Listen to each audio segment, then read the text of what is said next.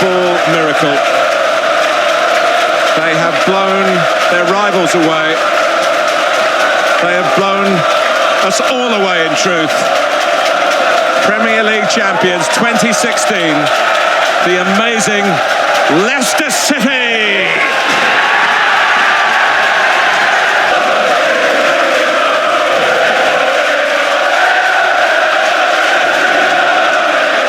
Unbelievable.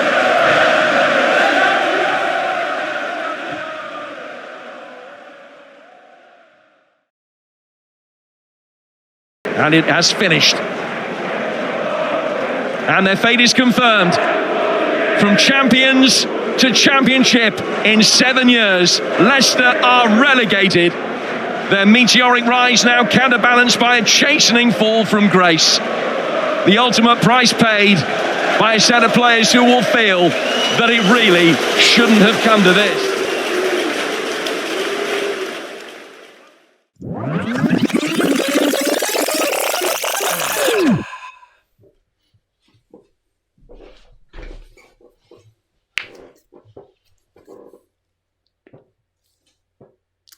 Let's get into this. So, the goal is clear. Anything higher than 18th, and we've done our job. This is how to fix Leicester City. And I'm going to show you how it's done. We need to sort out this squad now, because the transfer policy for too long has been a shambles. Bringing in the likes of Dennis Pratt, Wout Faes, Yannick Vestergaard, Ryan Bertrand, the list goes on. What happened to the Leicester that brought in N'Golo Kante from the second division of France? What happened to the Leicester that plucked Jamie Vardy out of the lower leagues? Riyad Mahrez, all these names, all these talents that they unearthed. Where is that Leicester gone? That's the Leicester I am going to get us back to. So, first things first, we've got to offload some players. Right, so the ones on my list, let's go through them. Ryan Bertrand, obviously not good enough for this level. He shouldn't have been signed. The state of it. What year was he bought? He was bought in last year, so we might have a chance of getting him off the books. Clean slate. Who else? Dennis Pratt, definitely got to go. Not good enough. Never been good enough. Ship him back to Sampdoria. Yannick Vestergaard, will do well to get rid of him. In FM, he's not too bad, except for that pace, which will not do at Premier League level. So, despite his height, we're going to say goodbye to him. Soyuncu. Now, Soyuncu always had promise at the beginning. We thought he was going to be a star. He was good in that first season for Leicester. What was it, 3 years ago? But ever since, it's been a pitiful decline. Don't know how he's got his move to Atletico Madrid, and even if he hadn't got his move to Atletico Madrid, he'd be out the door for me. Boubakary Soumaré, this is a gamble that didn't quite pay off for Leicester. He came to the club for £20 million there or thereabouts, and just has not lived up to it. We could potentially use him in the squad, but I feel like in real life, Leicester really need to let go of him. He's still young, so he's a sellable asset. We need to get what we can, when we can, as soon as we can. And the big one, the man who has carried Leicester in recent times, I was going to say single-handedly, but with James Maddison, Yuri Tielemans, the wonder kid from Anderlecht, who signed for Leicester all those years ago, back in 2018, for a loan. I didn't even realise it was a loan, but for £32 million, a big fee out of the Belgian Pro League. But you have to say he has been quality for them, and his stats reflect that in FM. He is a talent. If I could use him in this squad, I would. But I can't. This season, he's phoned it in, and we cannot be having those kind of attitudes around this club. We need people who are going to die for the shirt. More Jamie Vardys, less Yuri Tielemans. And for that reason, we're going to let him go.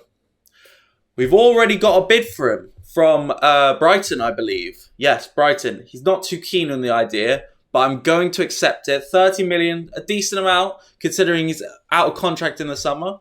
So we're going to go ahead and accept that.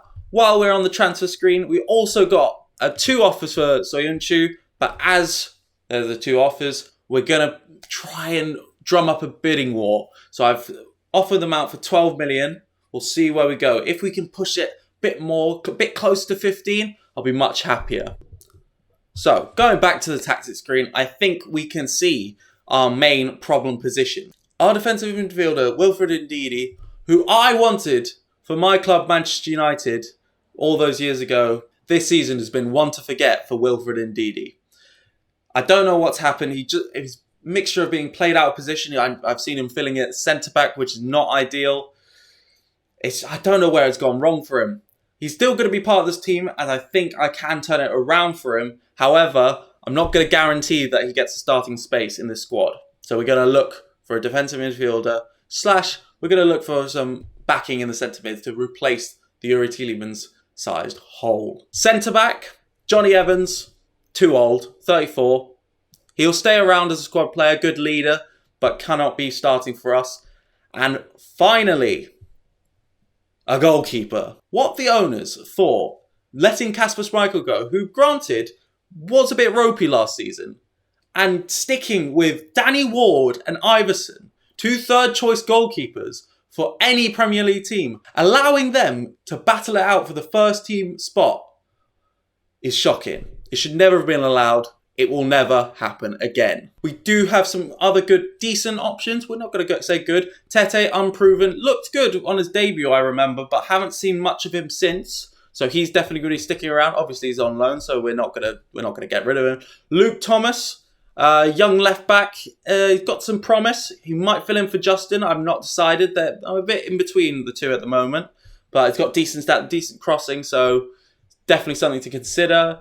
Of course, Ricardo Pereira is a quality player when you can get him fit, but we're not going to be able to see him for the rest of the season.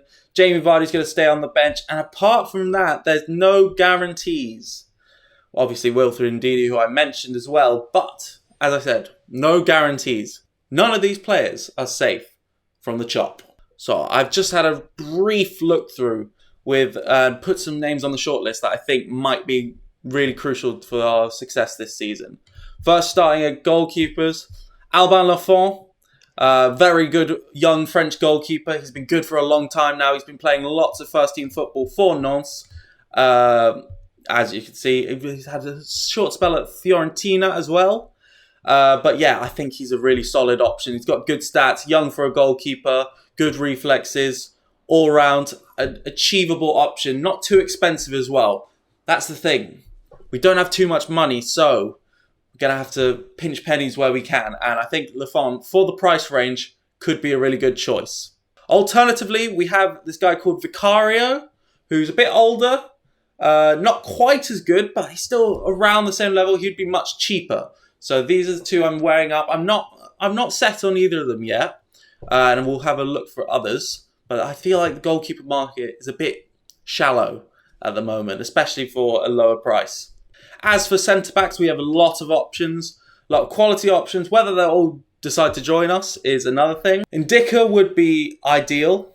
However, despite him being out of contract in the summer, too much. So actually, we're just going to completely remove him. There's no chance. But I'd just like to note that it would be when we stay up, he would be a good option for a free transfer. Diomande, quality player, quality wonder kid, 18 years old, and he's already this good. Wonder kid. There's no other word to describe him. That perfectionist personality as well. The icing on the cake. Oumar Soleil from Salzburg. He's also a good option. A bit, not quite the level. Still young. Still got a lot of promise. Still nice and tall and mobile. So that's what we wanted from our centre-back. Obviously, going to be cheaper and probably less wage, but the Premier League is going to be big wages anyway. So he's definitely on my radar. A bit more of a no-nonsense centre-back rather than those two ball players we were just looking at, but still a decent option, especially for around the 5 million mark. I've had a lot of success with him, and he can be a game changer. Sutalo, really love this guy.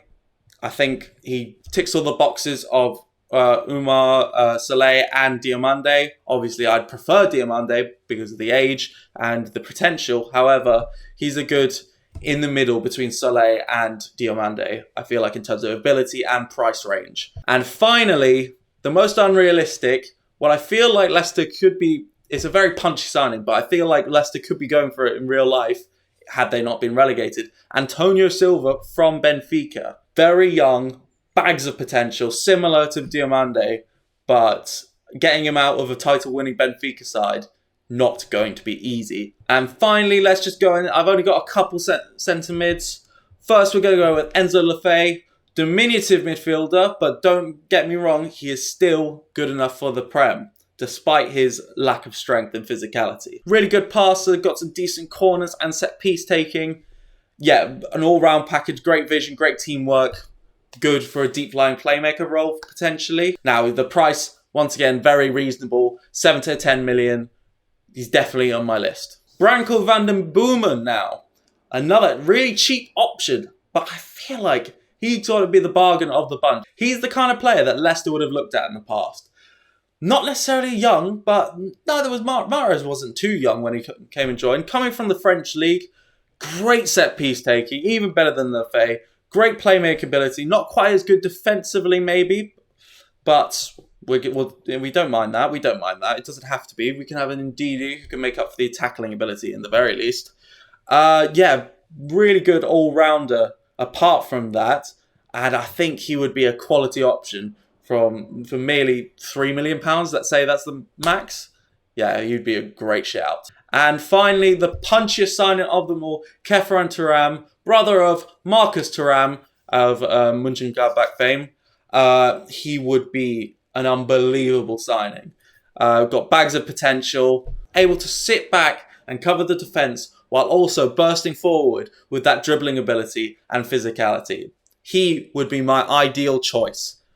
The price is going to be a bit more than the other two options, so we might struggle. Also, I'm sure he has lots of other suitors. If we just look here, Juventus, Leipzig, Leverkusen, all interested. So it's going to be a bit harder to secure his signature. We'll run you lot through all the transfers we are able to make before the first game of the season. We'll go through the pros and cons. We'll see how the squad has changed up since this talk we've just had now. And once we've done that, we're going to simulate until January. See how it goes. See if we can need to make any improvements in January. So I might leave a little bit of money if there's any available. And then we'll finish it off to the end of the season. That's how the video is going to work. All right? So I'll see you once I've done those transfers. A few minutes later. All right. So here we are back. 6th of August. Beginning of the season. First game's against Brentford, by the way. Tricky one to start off with. But I hope these signings are going to make a real difference for us. Our bargain of the summer, as I said, Branko van den Boomen. Quality stats for the price. It was only 3.4 million overall. Some of that is in installments, so it's even cheaper. Ideal. Slot straight in. Good squad player. Versatile. Exactly what we needed in our midfield. Alte, this guy's a great shot stopper. Much better than those clowns, Ward and Iverson. So it's exactly what we need. We just need a steady pair of hands in goal to keep out. Even if he breaks even on his XG against, I'll be happy. Young as well, so he's got room to grow and a decent price. Only 6 million. More than decent price. I forgot. It shocks me that he's so cheap, especially when you look at his value. He's instantly been brought up to the 20s, so if we wanted to sell him, we could. But obviously, we're not going to do that. Then the biggest signing so far, Khéphren Thuram, adding real quality to that midfield. I'm so glad we managed to get him in. Yeah, absolutely ideal. Not even too much money. 22.5 million is not the most I would have expected to pay more, let's be honest. So I'm really happy there. And then to back up our centre-backs, we have got Sutalo. Did try to go for Diomande, but it was just too much. And then once we got into contracts, because he's only just joined the club, which I failed to realise, we couldn't get him. So that's unfortunate. And I just felt Sutalo was better than the other options. Still plenty mobile and all right at passing, but just solid all round, and that's ideal. Now, all of these needed to be funded with some sales. So if we just look here, Soyuncu has gone to West Ham. Might be foolish selling to a rival, you would think, but I just think 16 was a good number considering we were getting bids at 10 at the beginning. Getting it up to 16 was More than I could ask for. We then sold Vestergaard for a very cheap sum, but I just kind of wanted him out the door, to be honest. He wasn't going to get much for him, and the others, there were slightly higher bids, but I didn't want to pay his extra wage. So, yeah, 3.8 million. And then Daniel Amati, someone I didn't even mention at the beginning, because I thought he could still be all right. His stats are fairly decent in FM. I wasn't definitely going to sell him, but 10 million, I wanted to finance the Kefren Turam deal, so he had to go. He had to go. Now, you may notice that there is a certain person who has not been sold yet. Yuri Tielemans, still no suitable offer. I've brought up the asking price all the way down to 20 million and I've got nothing. Brighton were the ones offering 30 million in the first place, and yeah, he didn't want to go to Brighton, and Bayern Munich are stingy, let's just put it that way. 11 million, are you having a joke? So yeah, I've offered it out for 20, see if we can get Man United to bite. But yeah, not ideal. So we can't really make any more transfers. Don't have to, well, we have a decent amount, but I'm not going to spend that just because I can. In real life, you might have seen that Leicester are slightly struggling financially, so it's pointless to just spend money willy-nilly. If we get more sales, then we might do a couple more, and I'll update you if that is the case. However, I just don't think it's necessary right now. I think the squad's in a better place than when we came in, so I've done my job. So, this is how the team's going to lay out. Alte in goal, Castagna, Sutalo, Face. We'll see on Face. I'm not 100%. We might get another centre-back if we have the funds, but we're going to give him a chance. Justin's going to play left-back, but once again, as I said earlier, Luke Thomas might fill in there. Indeed, he's going to play the anchor. Van den Boomen comes into the starting 11, and Thuram is playing in this role. James Maddison did pick up a small injury, but he will be back soon, so don't worry. He will be starting in this team, but obviously can't do that when he's injured. Barnes off the left, and I'm going to play slightly asymmetric formation. Daka is going to be the rightmost striker, and Iheanacho is going to be that deep line forward, coming deep to collect the ball, and then maybe setting free Barnes and Daka. I'm going to show you this first game in the video, see how we go. Hopefully, it's a decent result. And then we're going to sim to January, and that might be in the next part, and we'll go over how the team's done. All right, and here we go. Oh, it's a great start. Thuram making a run. Barnes is there. It's a sitter. You would have to be scoring that. 30 seconds into the new season, you're already missing chances. Oh dear. All right. Go on, let's not let them pop it around. Come on. And Burma must be offside there, surely. Alte does well. So you might say that he put him into the danger area, but we trust him. In Alte we trust. Castagna now. What can he do for us? Can he pop it into the striker? Oh, that's so poor. So poor. But Thuram, it's a really scrappy game so far. Tony's got it. He's put it into Mbeumo. It's not a good start. We've been so poor on the ball in these first 2 minutes, just giving it back at every opportunity. And it's cost us. It's cost us. Yeah, Damsgaard plays it into Tony. Tony with a beautiful ball around the corner to Mbeumo, and he just smacks it past Alte. Comes off his face as well. That's just rude. First 2 minutes in the Premier, you've got a ball smacked in your face. Unbelievable. Can we clear this?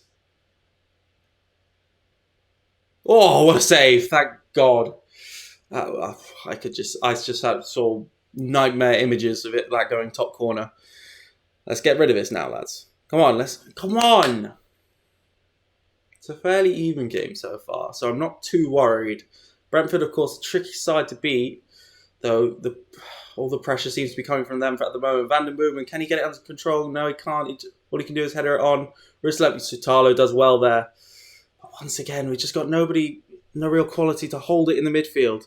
Tony's in. Oh, he's hit the post. We're lucky. Barnes has it now. He's not got any options. He gets surrounded, mobbed by the Brentford players. We're not going to make ourselves available for each other. Jensen puts a great ball through, but Castagna reads it. Alte smacks it forward, though. Can Thuram win this? Nope, not quite. Go on, Justin. Thuram. Van den Boomen. Great ball over to Barnes. Can he put it in? Oh, it's wasteful, but it's better. It's much better. Much better. All right, half time now. It's been a pretty even game. Brentford having slightly more highlights and slightly more shots as the stats show, but I don't think we're a million miles away. If Barnes buries that first chance, we're well in this game. Janssen from the back into Janelt. Janelt drives forward with it, past out of midfield like it's not even there. Janelt continuing his run, and it's a beautiful goal.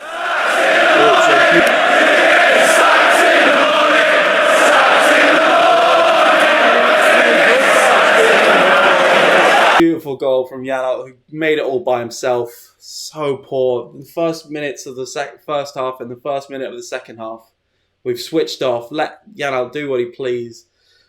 Ruslev does it's a great ball to find him. Indeed, he's sleeping, and Alte goes down very early, which not too encouraging.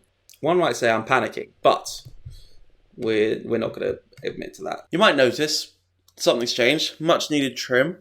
There we go. There's been a bit of a problem with the recording, so we're going to have a look back on the game and just give you my final thoughts. If you want to know what I was looking like at the end of that game, it was a bit like this. Yeah, so not ideal. It's just that game was just it was just awful. It was just not good. Barnes had a stinker. Iheanacho had a stinker. Everybody had a stinker. Atley had a stinker. Face had a stinker. Everybody was awful. Basically, the only way is up. Because right now, this is a relegated Leicester performance. Hopefully, my managerial genius has managed to turn this around.